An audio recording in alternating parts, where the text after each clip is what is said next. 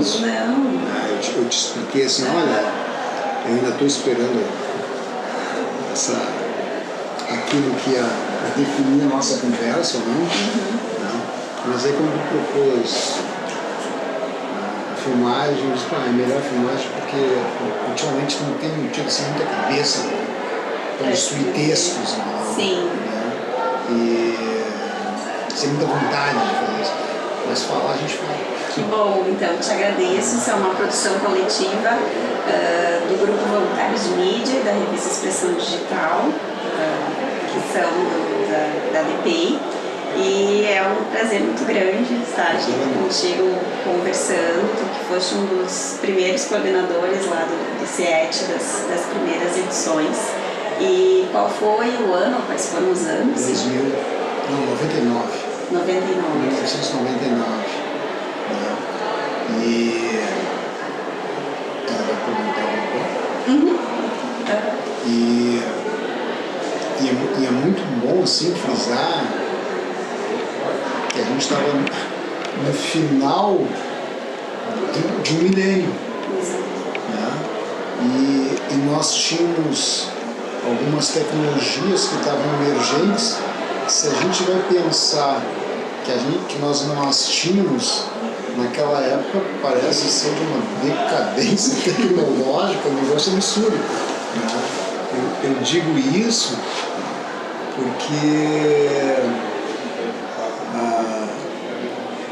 as entradas USB estavam recém aparecendo nos nossos computadores. E nós tínhamos computadores há 10 anos. Né? Algumas pessoas tinham notebooks, né, ou laptops. Né? Eu era um que tinha uma entrada USB que eu não tinha a menor ideia por que servia aquilo. Até que um dia me mostraram, né, me levaram uma pendrive de 500 MB, que era a capacidade do que nós tínhamos naquele momento, para transportar dados. E eu fiz o 7º CIET, né? Coordenei o 7º CIET. Havia uma tendência, uma ideia que o CIET era do centro pedagógico, né? Por ser seminário, né? E que ele tinha que acontecer junto com a Mostratec, né? Para ocupar, ter a oportunidade de ter professores orientadores que vinham do Brasil todo, inclusive os nossos aqui, e diretores de escolas que traziam os alunos que vinham de fora, né, para expandir pedagogicamente. Né? E eu, se eu não me engano, o Centro Pedagógico organizou o CIET até o 8º, que foi o da Vera. Eu só consigo me lembrar do 7º e o da Vera, né? Que veio após o meu, né? Veio em 2000. Era outro governo de estado já. Né? E como é que a gente operou o 7º CIET? Nós fizemos um consórcio. Essa palavra nem existia ainda para indicar colaboração entre instituições, né? Mas nós fizemos tipo um consórcio. Nós convidamos, seduzimos, chamamos para colaboração o Senai, o Sistema S, né? O Senai, o SESC,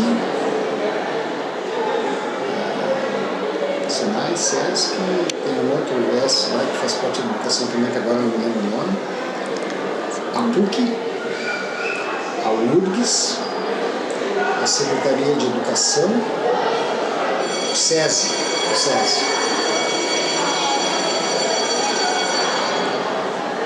algumas entidades, a Prefeitura de Novo Hamburgo, a FEVALI, é um rol de organismos, né? Com professores e professoras que eram amigos nossos, né? Os apucos da URGS, alguns tinham sido meus professores, ou a gente tinha trabalhado junto, né? No Senai é a mesma coisa. Então, era muito orgânico conversar com essas pessoas, né? E naquela época, estava surgindo no Rio Grande do Sul um estudo sobre bioética. E aquela palavra, aquela coisa ficou na minha cabeça, e um dia eu levei para o grupo, né? Esse consórcio de instituições, assim, vamos fazer um seminário onde o tema seja bioética, né? Na formação profissional.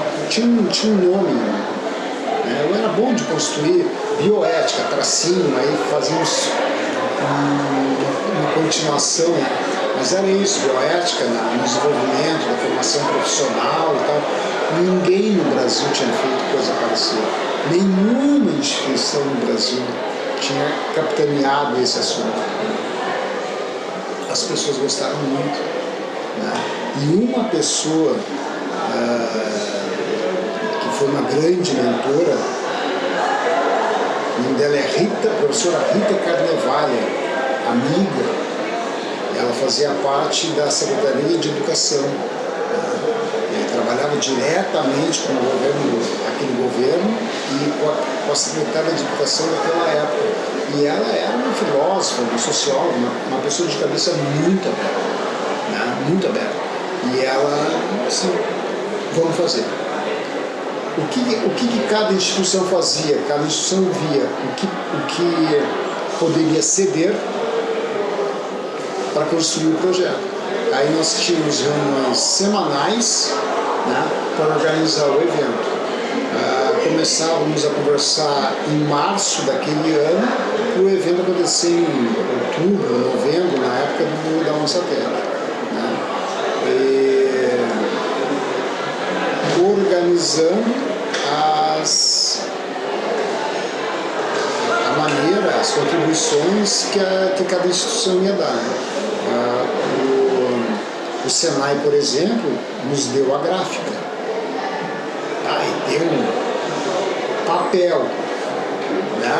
E toda a parte de papelaria, de impressão, de design, de construção das ideias, né? Putz, e nós bolávamos o conceito. Né? Como é que será? Como é que vai ser o desenho? Como é que vai ser a forma? Né? O folder começava com uma poesia, né? Chamada Pedra Filosofal. Eu salvei aqui para te mostrar. Que é uma poesia portuguesa de um cara que era do mesmo grupo do Saramago. O Siete, ele começou com essa música, que é uma música também.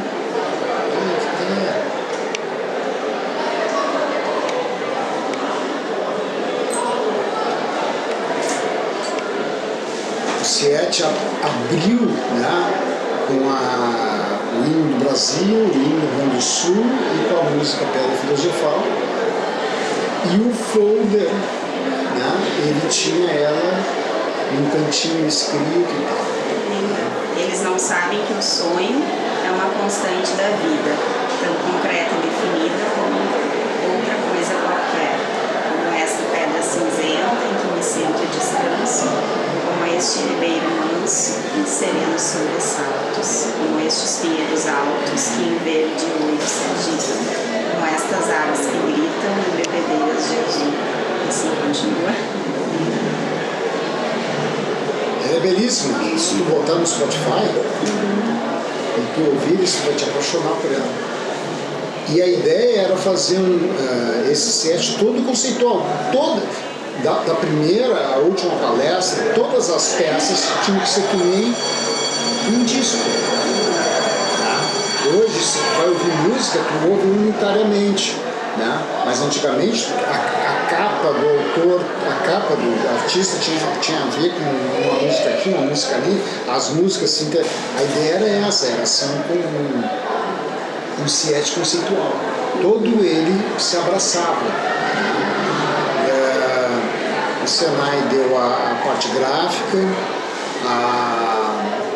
o SESI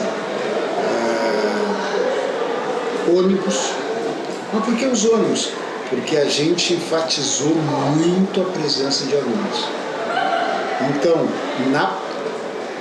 na primeira palestra, na palestra inicial e na última, que eram os 2 carros-chefes, né? A primeira foi uma palestra sobre bioética do José Goldin, que é a referência brasileira em bioética, professor de biologia, doutor em bioética e medicina. E a última era de um geólogo da PUC, o Goldin da URGS, o Winnicott, se não me engano, Winnicott. Tinha um nome antes, José Winnicott, né? Que era sobre a nossa estadia como humanos na Terra. Mas foram palestras geniais, assim, né? Então, os alunos foram convidados a ir aqui, os nossos alunos aqui, porque a nossa técnica era aqui, né? E os ônibus levavam para Fevale, que era onde acontecia, né? E aí eles entravam nos ônibus, lotamos a Fevale várias vezes, né? Foram em torno de 500, 600 alunos, mais os professores, né? As pessoas que deram muita visibilidade, né? E as oficinas depois, cada instituição oferecia seus palestrantes, que não eram menores que esses 2, mas os assuntos eram mais específicos, né?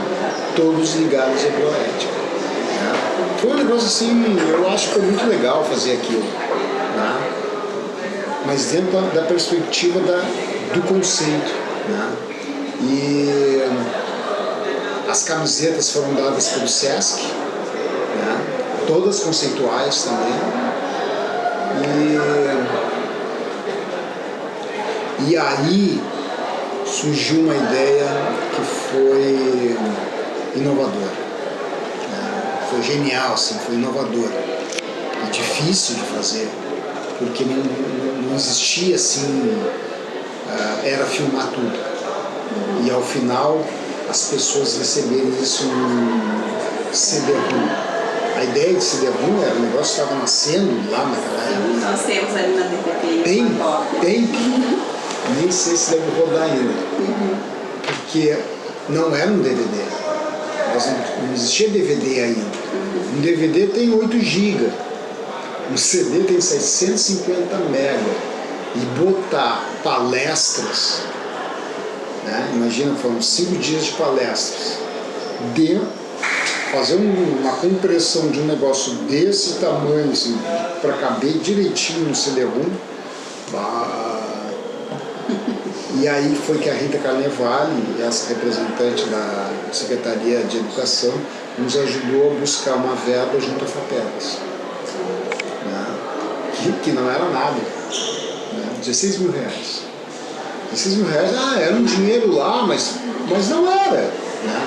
Aí nós compramos os CDs, tinham 2 rapazes incubados aqui que trabalhavam com o início de TI, né? Um deles era o filho do Danilo, sim, né? Que fez eletrônica, e o outro também fez eletrônica, e os dois, eles dá para fazer, como é que a gente faz? Não, vocês vão estudar, e eles se quebraram. Quando eles conseguimos comprimir tudo, vai ficar legal, assim, vai ficar showzaço. Quando eu vi assim, né? Porque aí tinha umas palestras ali, né? Tinha dados que os palestrantes das oficinas tinham dado, né? Era um negócio assim, fechando bem. Cícero, a nossa primeira indagação, acho que tu já respondeste. Nós perguntamos como surgiu a ideia de desenvolver o CIET, se ele já surgiu em conjunto com a Mostra Tech ou ele foi realizado à parte. E sobre a relação entre esses dois eventos, que eu acho que tu já comentaste, essa ideia dos orientadores. Eram dos pedagogos. Eram dos pedagogos, é de quem trabalhava no CP.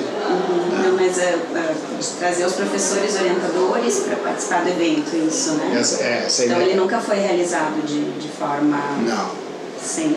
A ideia nasceu dentro do centro pedagógico para capitalizar essas pessoas. Então essas pessoas ficavam aí. Essas pessoas ficavam aí. CP, essa ideia de ser.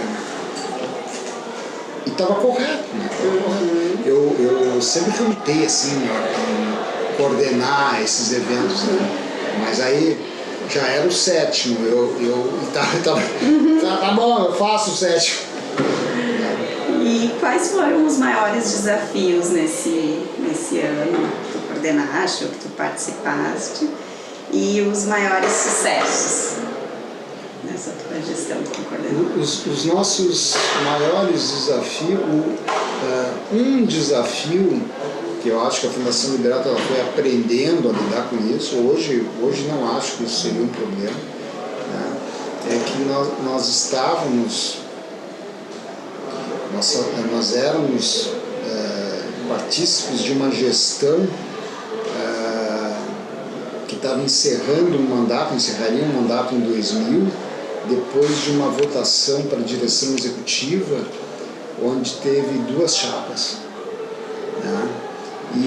E aí muito daquilo que a chapa ganhadora, que era a chapa que eu votei, que eu participava, e participarei sempre, né? Quando apresentava alguma inovação, a outra reagia.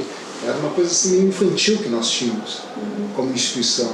Hoje nós não temos mais isso, né? Porque não se sobrevive assim, né? Tu tem que te abraçar nas ideias, nas belas ideias, nas ideias poderosas de todos, adversários, concorrentes, e apoiar. Né? Que é a construção de pontes entre as pessoas, entre as ideias, entre pessoas que necessariamente não ocupam o mesmo pensamento de gestão que tu tem, mas se a ideia é boa e vai alavancar a tua instituição, pô, vamos fazer. Naquela época não era bem assim. Né? Então só a ideia de pensar em trazer alunos já era um negócio que mexia com as pessoas.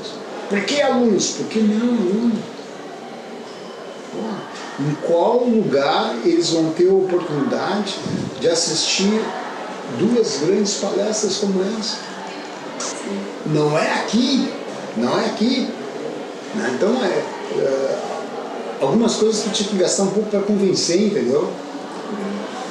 Na época eu achava que era óbvio isso, talvez não fosse, né? Talvez até eu tivesse errado, talvez. Mas eu ainda acho que ajudou muito aluno, sabe? Muito aluno tomou decisão da vida profissional a partir das participações em CIEPs. E esse pode ser um dos grandes sucessos, então, do evento. Eu acredito isso.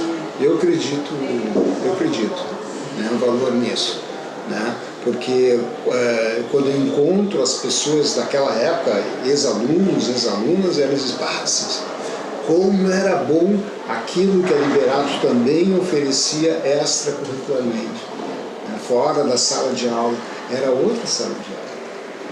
Né? Poder sair daqui, pegar o ônibus, ir num campus universitário, que é ali do lado, mas para muitos era muito longe. Né?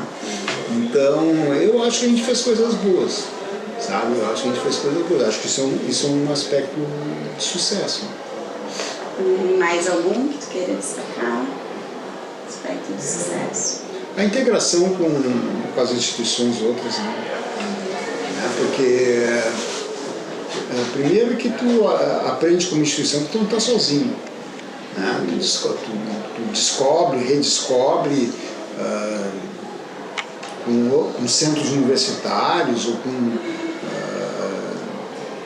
pessoal do Senai que também fazia escola técnica, né? As possibilidades de solicitar coisas juntos ao SESI, ao SESC, que hoje a gente faz, né? Hoje o Liberato usa, né? A camiseta das maratonas, ou as camisetas da nossa técnica, tá lá, SESI, SESC, os patrocínios continuaram, né? Essa ideia de que sozinho a gente não vai muito longe, né? Mas se tu constrói parcerias, vamos em frente, né? E Cícero, nossa última pergunta, o que tu imaginas para o futuro do CIET e como espera que sejam as edições para os próximos 30 anos?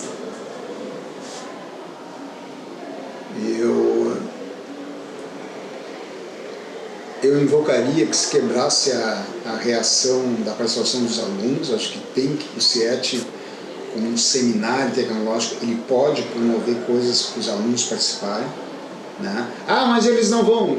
Os que tiverem interesse irão.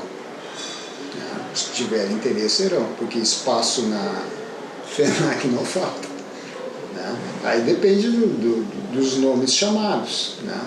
Porque essa abertura de campo filosófico, sociológico, tecnológico é da nossa responsabilidade. Mostrar, olha, existe, olha, é possível, ó, a Terra é redonda, né? Ó, a Terra, o mundo é um moinho, ele vai, ele volta, sabe? Uma perspectiva poética também, porque eu acho que a palavra nos circula e nos circunda o tempo todo, né? É nossa responsabilidade mostrar isso, dar isso, construir isso, né? E plantar uma sementinha que eu juro fecunda, sempre fecunda, né? E a participação dos alunos, né? Pensar alguma coisa assim.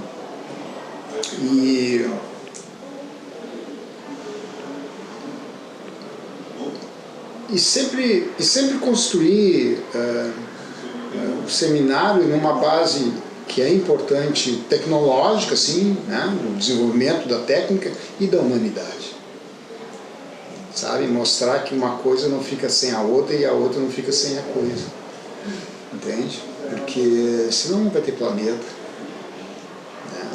A gente é feito de humanidade. Não é só o consumismo que nos aproxima, né? Eu acho que a função da escola é mostrar isso, olha a nossa humanidade, né? Eu sou muito grato à humanidade das pessoas, sou muito grato à humanidade das pessoas, da tecnologia das pessoas, da pesquisa, senão eu não estava aqui, né? E nesses 5 anos que eu tenho com a minha família adotada, nessa perspectiva, eu aprendi tanto de medicina. Eu vi os caras tentando coisas inéditas, né? E nos meus amigos, né, de químicos e tal, a tecnologia é genial, mas se não tiver a boa vontade humana de dizer, não, vamos aplicar, vamos dar uma chance, vamos lá, vamos ver o que acontece, topa-se, vamos lá. Sabe?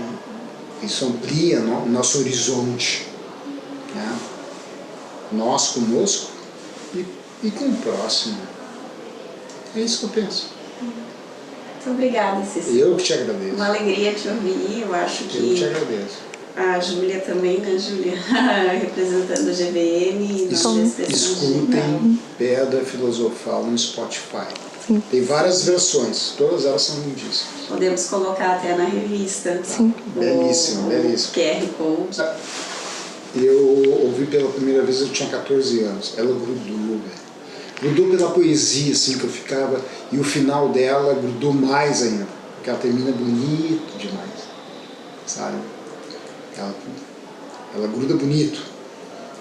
Ela é filosofal, escuta lá. Obrigada, Cícero. Obrigado, muito obrigada. Obrigado, eu.